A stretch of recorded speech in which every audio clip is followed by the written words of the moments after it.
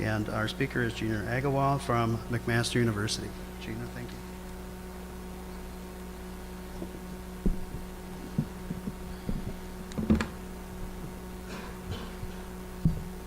Good morning, everyone. Got a nice little break there because we had some technical problems, my fault. Didn't bring my glasses, you see, and I can't see the screen unless it's big. So now I've told you a few secrets about myself. So I'm actually a family physician and I'm an associate prof at Mac. And I figure you can probably tell from my accent that I'm from England, although I practice in Canada and people often mistake me for being Australian. So I figure that covers off 3 countries of the IRCP. So I'm going to give a bit of an introduction at the beginning about what CHAP-EMS is. A little bit about the problem and the solution, so why we developed CHAP-EMS, and something about the findings and the next steps. So I've actually been a family doc for about 25 years now. I was in clinical practice in England before I moved to Canada, and I have multiple affiliations, but mainly I'm an associate prof at Mac. And my research expertise is in screening and management of chronic disease and in doing pragmatic trials in family practice and primary care, and also, of course, in community programming and development and evaluation of community programs. And I have been the lead for the CHAP-EMS program for 5+ years now, and before that I was affiliated with the CHAP program, which formed part of my PhD thesis work. So, let's talk a little bit about why we might have a program like CHAP-EMS. So currently, older adults who are at risk of cardiovascular disease and diabetes and falls, they live in subsidized housing buildings in Ontario. So these are buildings where individuals don't pay full market rent, they're socioeconomically deprived, and these are really individuals who are at risk because they have multiple comorbidities and they have a high instance of complications from those illnesses and tend to call EMS quite a lot, and that causes a great deal of burden on the healthcare system, high healthcare costs, and a lot of them end up moving to long-term care facilities, which are expensive as well. So when we look at community data, and particularly EMS calls, we can see that seniors indeed do call EMS. They account for about 1/3 of the EMS calls. And when we've done some costing, I can reference that, but it costs about $1,000 per EMS call, which is really rather expensive. So these are individuals who have multiple health issues in those subsidized buildings. So we actually went into those buildings, some of the buildings, and we did some surveys to find out a little bit more about that particular problem population, if you like. And we did surveys of approximately 500 residents in multiple areas. So Hamilton, Guelph, York, and Sudbury is depicted in this data. So this is what we found. In the population we went into and surveyed, we found that the majority were female, so about 70%. About 70% were only educated up to high school level, and about 90% lived alone, which is probably the reason why they would call as well. And moving down to the bottom left of that slide, nearly half of them said that they had poor or fair health, and nearly half of them said they had problems with their activities of daily living. And even more worrying, 1 in 5 of them said that they had problems with self-care, which means they couldn't brush their hair, couldn't go to the toilet, etc. And going up to the top right on that slide, more than half had high blood pressure or hypertension. 1/3 had diabetes they knew about, and that's not taking into account the ones who haven't been diagnosed with diabetes. 40% had high cholesterol, 2/3 were obese. Overall, the health-related quality of life was poor. 70% had pain or discomfort, 2/3 had mobility issues, and nearly half had anxiety and depression. Well, when you look at all of that, you can really understand why those individuals are repeatedly calling EMS, and that's why we have 1/3 of EMS calls from seniors. And particularly in Ontario and Canada, and probably, I'm sure this applies to other countries as well, but this is a problem that isn't really going to go away because we have an aging population and our demographic is changing, so we're going to have to find ways to address this kind of issue. So I'm here to represent CHAP-EMS, and I would like to propose that CHAP-EMS would be a fairly good solution to this kind of problem, at least a first stab at it. So CHAP-EMS is a weekly drop-in risk assessment program which is staffed with community paramedics. And what the paramedics do is that they're using particular validated tools, and they are assessing cardiovascular, diabetes, and falls risk. And after doing the risk assessment, what they will do is they will tailor the education and information that they deliver to the resident according to what the risk factors were. And then they will make referrals to the relevant programs which are in the community, in the area, to help that individual. The individual can come back repeatedly. The sessions are weekly, so if the individual wants to come back and discuss diet or exercise or something else, they can come back at any time on one of those sessions, which are advertised. And very, very importantly, the family physician is kept in the loop. So any information that is gathered from these risk assessment sessions is faxed back to the family doctor. And that's really crucial and very important. The family doc can then make medication adjustments, can screen for other things, diabetes, for example, can do a whole host of things. Usually community programming does not result in information going back to the family doc, so this is really important. And although the sessions are conducted in a common area of the building, some buildings have adapted by having a privacy screen, or they might have a small area, a private area, or sometimes they do find a room. So the sessions are structured something like this. This is actually a poster that we have developed that goes with our sessions and hangs outside. But if you look at the start, it takes you around the whole cycle. Individuals have to consent in order to be part of this program. They're going to answer some questions about their health. Waist circumference measurements are taken, weight is done, blood pressure is done according to a validated protocol recognized by the Canadian Hypertension Society. Then they'll do the walking test or the tugs test, talk more about the risk factors. So we are in fact targeting the high EMS call buildings for CHAP-EMS currently, and the program is being implemented as part of a research program, and I'll explain a little bit more about that. And it is based on evidence. The CHAP program was a slightly different program, only looking at blood pressure, and that has been published in the BMJ. So that's what we're basing it on, and we do have some publications describing our protocol and the development of the program. So the other thing to note is that in the CHAP-EMS program, paramedics will triage individuals that they see according to certain algorithms that we have developed. So they're not making any independent decisions, which was a really quite a big issue for us in Ontario with paramedics and their base hospitals. So the medical decision piece is covered off in the fact that we have these standard validated algorithms that we've built into the program protocol. So that's an example of one of the algorithms for blood pressure, and we have similar algorithms for diabetes and for falls and for additional modules that we're developing as well. Another thing to mention is that when the risk assessments are being collected, we have a CHAP-EMS custom database which we have developed and modified over the past 6 years. And that database is very user-friendly, and I think some of the paramedics in the room who've used it will vouch for that. That database actually allows us to collect a lot of information, very significant and unusual information about our participants, and this is a wonderful source of data, so that's our database.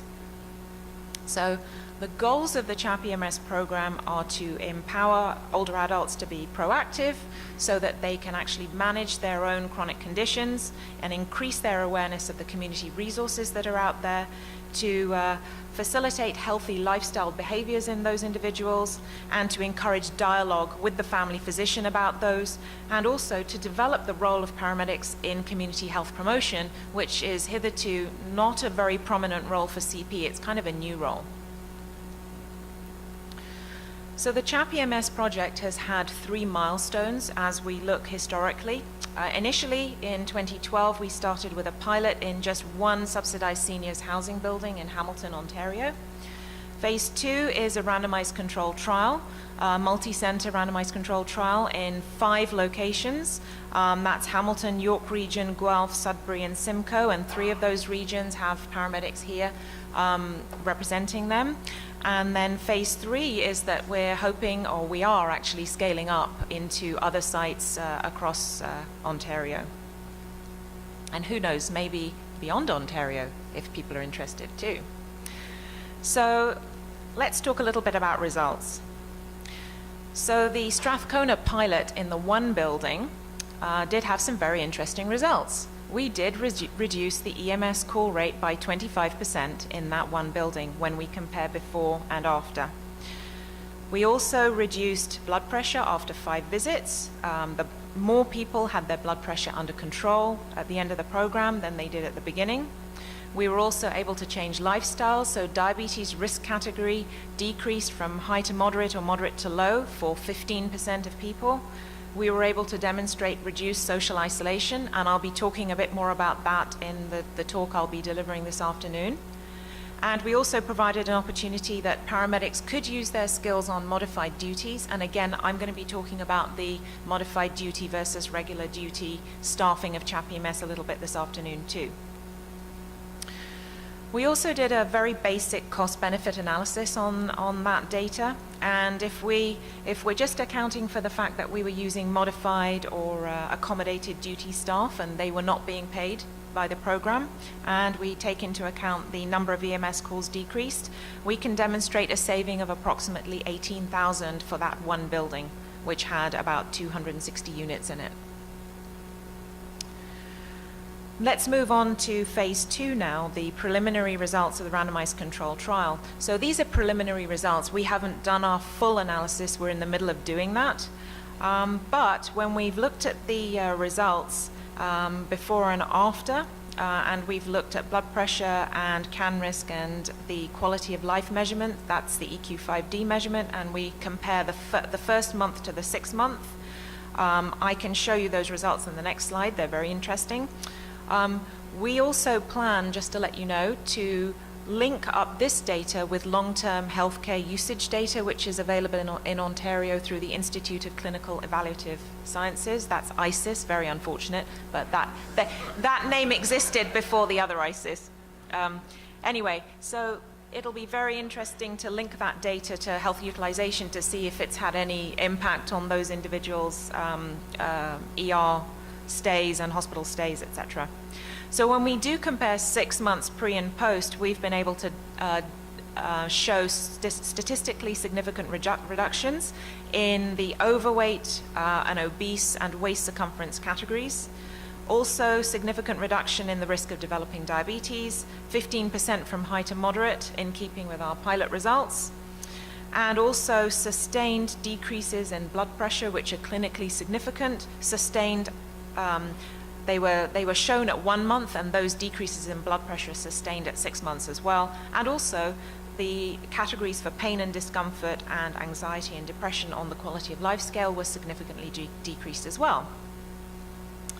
So if we also do a preliminary cost-benefit analysis on that data, and we look at the cost of the program in 4 buildings for a year, this time paying paramedics, and if we take into account everything, and we're assuming that there's a participation rate in the building of about 30% of individuals coming down, we could demonstrate a net saving of about $77,000 for those 4 buildings in 1 year. So, I mean, numbers are numbers, but there is some kind of cost saving that is happening because of CHAP-EMS. And this slide is just to show you that if we project and we model the percentage participation of residents from a building, in other words, the more residents from a building that participate in CHAP-EMS, obviously the less EMS calls and the more cost savings, and that is a slide to show that. So the maximum cost saving we could project is if you had 50% of participants being involved in CHAP-EMS or residents being involved in CHAP-EMS, which has happened in some of our buildings. So the implications of phase 1 and 2 of CHAP-EMS are that it is effective in decreasing blood pressure, it can change lifestyle factors, which is very difficult to change actually, And it is also effective in decreasing EMS calls and could have some significant healthcare dollar savings. What I can't tell you is the long-term health changes, but I suspect there will be some, and I will be able to report on that data once we get the information from the administrative database, and there's a 1-year lag time for that. So phase 3 is the future. So what's in store for CHAP-EMS? So we are currently expanding to other paramedic services across Ontario. We are also in dialogue with Urgence Santé from Quebec, Montreal. So we're hoping to roll out CHAP-EMS with some modifications in that region. And we would very much like to expand. We've had some preliminary dialogue with Winnipeg and Newfoundland, and we would be very interested in having talks with other areas across Ontario. We also need to do some further research. We don't really know the long-term outcomes of the program, plus beyond 1 year, 2 year, 3 years, we don't know what they are. We also don't know what the best program length should be. Should it be a year, which is what we've been doing currently? Should it be less?